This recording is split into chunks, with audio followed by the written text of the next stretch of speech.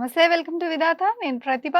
Manukota parliament నియోజకవర్గంలో పోటీ చేస్తున్న 3 ప్రధాన పార్టీలైన కాంగ్రెస్, బీఆర్ఎస్, బీజేపీలకు చెందిన 3 అభ్యర్థులు సెకండ్ ఛాన్స్ కోసం ఉబ్బిల్లుతున్నారు.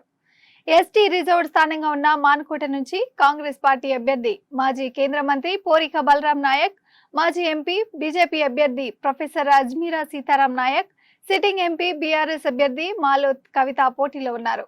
తాము తొలిసారి ఎంపీగా గెలిచినప్పుడు తాము చేపట్టిన అభివృద్ధి సంక్షేమ కార్యక్రమాలను ఈసారి వివరిస్తున్నప్పటికీ 3 క్యాండిడేట్లు పార్టీ పలుకుబడినే నమ్ముకున్నారు.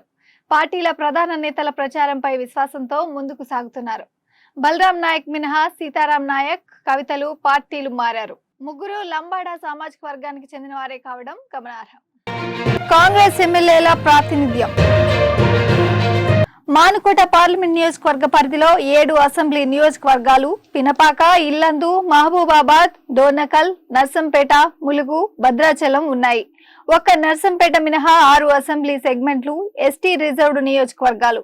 మొన్నటి ఎన్నికల్లో 6 స్థానాల్లో కాంగ్రెస్ అభ్యర్థులు పాయం వెంకటేశ్వర్లు, కోరం కనుకయ్య, డాక్టర్ మురళీ నాయక్, డాక్టర్ రామచంద్ర నాయక్, దొంతి మాధవరెడ్డి, ధనసరి అనసూయ సీతక్క గెలుపొందారు. ఒక్క భద్రాచలం స్థానంలో బీఆర్ఎస్ ఎమ్మెల్యే డాక్టర్ తెల్లం వెంకట్రావు గెలుపొందారు. గెలిచిన ఈ ఒక్క ఎమ్మెల్యే ఇటీవల కాంగ్రెస్ పార్టీలో చేరారు.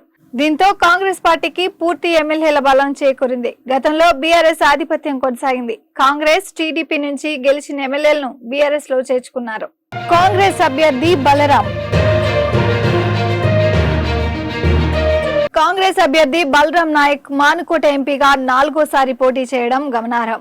4 పర్యాయాలు కాంగ్రెస్ అభ్యర్థిగానే పోటీ చేశారు. 2009లో తొలిసారి పోటీ చేసి గెలుపొందారు. కేంద్ర మంత్రిగా పనిచేశారు. 2014, 2019 ఎన్నికల్లో ఓటమి పాలయ్యారు. ప్రస్తుతం మరోసారి బరిలో ఉన్నారు.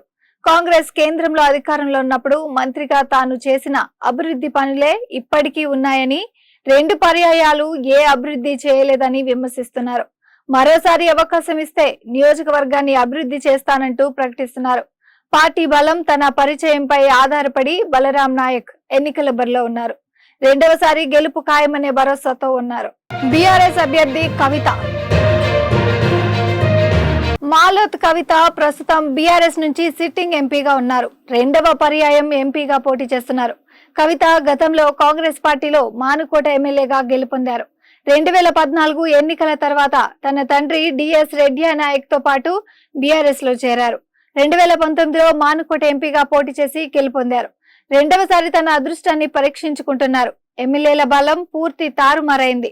దీంతో పార్టీ నిర్మాణం, గతంలో తాను చేసిన పనులను చూసి ఆదరిస్తారని భావిస్తున్నారు. బీజేపీ అభ్యర్థి సీతారాం.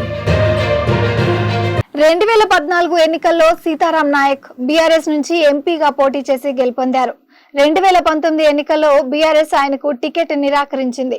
అసంతృప్తి ఉన్నప్పటికీ ప్రత్యామ్నాయం లేక మొన్నటిదాకా బీఆర్ఎస్ లోనే కొనసాగారు. మొన్నటికి మొన్న బీజేపీలో చేరి టికెట్ తెచ్చుకుని పోటీలో ఉన్నారు. 2వసారి విజయం ఆశతో ఉన్నారు. మోదీ ప్రభావం తప్ప ఈ నియోజకవర్గంలో బీజేపీ నిర్మాణాత్మకంగా బలంగా ఉన్నది లేదు. 3 కోసం అధ్యక్షుల ప్రచారం. 3 ప్రధాన పార్టీల అభ్యర్థుల విజయం కోసం ఆయా పార్టీల అధ్యక్షులు ప్రచారం చేపట్టారు. బలరాం కు మద్దతుగా మానుకోటలో భారీ బహిరంగ సభ నిర్వహించారు. CM, TPCC chief Revanth Reddy హాజరయ్యారు.